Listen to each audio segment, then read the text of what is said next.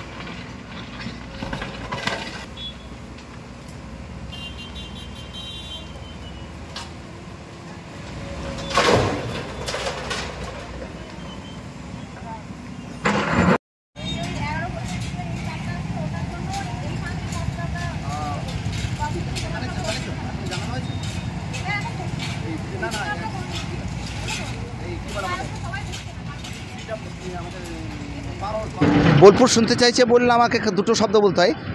বাকি বোলপুরবাসীকেও আমার সাথে থাকা প্রয়োজন ছিল বা উচিত ছিল। আর রাস্তাটা হচ্ছে এটাতে আমি খুব একটা খুশি নই, কারণ এই রাস্তাটা খারাপ হবে কেন? যদি কোনো কন্ট্রাক্টরকে 5 বছরের টেন্ডার দেওয়া হয়, 5 বছর থেকে তো একটা দিনও আমি বাদ দিই না, সোমবার মঙ্গলবার বা কোনো একটা বাদ দিই না যদি, তাহলে 5 বছরের রাস্তাটা খারাপ হবে না। কারণ সে আমার কাছ থেকে পয়সা নিয়েছে, টেন্ডার নিয়েছে সরকারের কাছ থেকে। সরকারের কাছ থেকে সে একটা টাকাও কম নেয়নি, তিনি বুঝে নিয়েছেন। এবং কোনো একটা লম্বা ফিগার নেওয়া হয় না, 1 কোটি 2 কোটি বলা হয় না, 1 কোটি এত লক্ষ এত হাজার এত টাকা দশমিক এত পয়সা, তার মানে সে তার কিন্তু সঠিক তার টেন্ডারটা সে নিয়ে নেয়। তাহলে আমি কেন রাস্তা খারাপ বলবো? কোনো সময় যদি আপনি একদিন পয়সা পে করতে, আপনার ট্যাক্সের পয়সা পে করতে লেট হয়, ইনকাম ট্যাক্স দিতে লেট হয়, তাহলেও আপনার ফাইন কাটা হয়, ফাইন কাটার পয়সাটাও আপনি পে করেন। তাহলে আমার যে দীর্ঘদিন যে রাস্তাটা হয়নি, এর ফাইনটা কে পে করবে? সরকার না টেন্ডারে যিনি নিয়েছেন তিনি? তৃতীয় কথা হচ্ছে যে আমাদের যে আধিকারিক তারাও তো এই রাস্তাতেই চলাফেরা করেন। হতে পারে আমার ট্যাক্সের পয়সায়, আমার বাবার পয়সায় তিনি 4 চাকায় চড়েন, কিন্তু তিনি চোখে অন্ধ নন। তিনি তার ছেলের সামনে, স্ত্রীর সামনে বলতে পারবেন তো চোখে চোখ রেখে যে আমি যে ডিউটি করি খুব গর্বের সাথে, একটা মানে ডিউটিতে গাফলতি বা খামতি নেই। যদি তাই হলো তাহলে এই দীর্ঘ 3 বছর ধরে 21, 22, 23, 24 আমাকে 25 এসে কেন আন্দোলনে নামতে হলো? যে এবং লাখো ঘটনা ঘটেছে, রোড অ্যাক্সিডেন্টে লোক মারা পর্যন্ত গেছে। তার জিম্মেদারি আমরা অলরেডি এফআইআর করবো প্রত্যেকজন আধিকারিকের নামে, তা পুলিশ থেকে শুরু করে তার নামেও। যদি পুলিশ থানাতে এফআইআর না নেয় যে এই রাস্তার জিম্মেদারি তার ছিল না, তাহলে আমরা কোর্ট থানাতে গিয়েও তাদের নামে এফআইআর করবো। কারণ ওই লোকগুলোর জিম্মেদারি নিতে হবে, কারণ তাকে পোস্টে বসিয়েছি, সে সার্ভেন্টের মতো তাকে ডিউটি করতে হবে। ডিউটি না করতে পারলে ছেড়ে দিক পোস্ট। লাখো লোক ছেলে রাস্তায় দাঁড়িয়ে আছে, যারা ইন্টারভিউ দেওয়ার জন্য পরীক্ষায় যোগ্য ছেলে দাঁড়িয়ে আছে। আমরা যোগ্য ছেলে নির্বাচন করব। আমরা যে পথ দুর্ঘটনার সম্মুখীন হয়েছি, তো সেক্ষেত্রে বা আমাদের স্কুলে যে ছাত্রছাত্রীদের পরীক্ষার ক্ষেত্রে লেট হয়, সেগুলো তো ওই আধিকারিক, ওই সত্যি কথা বলতে গেলে ওই যে অশিক্ষিত আধিকারিক, যাদের অন্তরশূন্য যে আধিকারিক, যাদের হৃদয়ে ভালোবাসা, সম্মান, চেতনতা বোধ নেই, সেরকম আধিকারিক থাকার থেকে না থাকাই ভালো। তারা পোস্ট ছেড়ে দিলেই বেটার। আমরা নিজেরা নিজের মতো কাজ করে নেবো। পাড়া প্রতিবেশী থেকে চাঁদা তুলে মন্দির, মসজিদ, গির্জা, নানা রকম জিনিস তৈরি করায়, আমরা একটা রাস্তা তৈরি করে নেবো। সেটাও আমাদেরই পয়সায়, ট্যাক্স দেওয়ার দরকার নেই। আমরা নিজেরা নিজেদের মতো করে রাস্তা করে নিতে পারবো এবং ওদের থেকে বেটার রাস্তা করতে পারবো।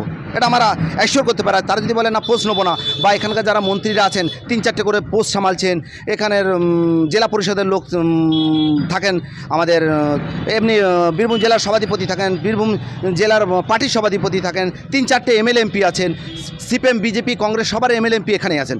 তারা যদি বলে আমরা কাজ করতে পারছি না, অপারক, ছেড়ে দেখাল, আমরা নতুন করে ভোট করে নিচ্ছি, এটুকু পূর্ণ অধিকার আমার আছে, ভোট করার মতো তাকতও আমার আছে, আমি নতুন করে রেজলিউশন পাস করিয়ে আমি ভোট করিয়ে নেব। তারা যদি একবার বলে আমরা পারছি না, লিখে দিক। দেখুন, রাস্তার কাজ তো আমরাও চাইছিলাম একটু তাড়াতাড়ি শুরু হোক, কিন্তু ব্যাপার হচ্ছে যে কালকে সিবিএসসি পরীক্ষা শেষ হয়েছে, তার আগে উচ্চ মাধ্যমিক মাধ্যমিক এই পরীক্ষার জন্য আপনারা জানেন যে রাস্তার নিচে আমাদের প্রায় 11,000 ভোল্টেজের তারটা এসব ছিল। তো সমস্ত বাধা সব পেরিয়ে আমরা আজ থেকে কাজটা শুরু করতে পেরেছি, এটাই অনেক আমাদেরও ভালো লাগছে। আগামী দিন আরও তাড়াতাড়ি কাজটা হবে এটাই আশা রাখছি। বলতে পারি বোলপুরবাসীকে যে রাস্তা তাহলে হচ্ছে? হ্যাঁ, অবশ্যই হবে তো অবশ্যই। কিছু বাধা বিপন্ন ছিল, সেগুলোকে আমরা অতিক্রম করতে পেরেছি, চেষ্টা করব। আপনারাও সহযোগিতা করবেন সকলে, তাহলে আমরা ভালোভাবে আরও তাড়াতাড়িভাবে করতে পারবো। কাজ আমাদের অনেক আগে থেকেই আরম্ভ করা দরকার ছিল, যাই হোক কোনো কারণবশত আরম্ভ হয়নি।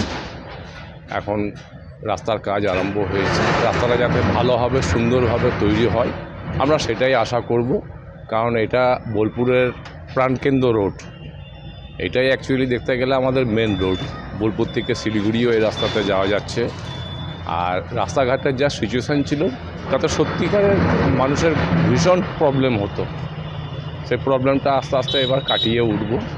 এর জন্য প্রশাসন এবং কে ধন্যবাদ। রাস্তার কাজটা যাতে ভালোভাবে সুষ্ঠুভাবে হয় এবং পরিষ্কার পরিচ্ছন্নভাবে যেন হয়, এটুকুই আমাদের আশা করি। তাহলে সবারই ভালো, যাওয়া আসা করার সুবিধা, দুর্ঘটনা কম হবে, সবার জন্যই সুবিধা, তাড়াতাড়ি ট্রান্সপোর্ট হবে। আর এই রোডটা তো মেইন রোড, এখান দিয়ে ট্রাক ডাম্পার সবই যাতায়াত করছে, বাসও যাতায়াত করছে, কিন্নার যাওয়ার জন্য এদিক দিয়েই সব গাড়ি যাতায়াত করছে। গাড়ি রাস্তা হলে সবারই সুবিধা। অনেক তো কষ্ট গ্রহণ করেছেন এখানে, হ্যাঁ। কি বলবেন এই রাস্তাটা, কি চাইছেন, কীরকম রাস্তা চাইছেন?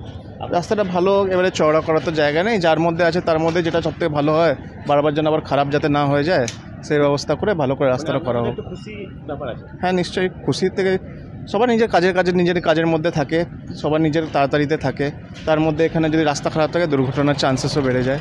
কি বলবো, আমরা এই রাস্তার কাজ বহুদিন থেকে আমরা প্রতীক্ষায় ছিলাম যে কবে কাজ শুরু হবে।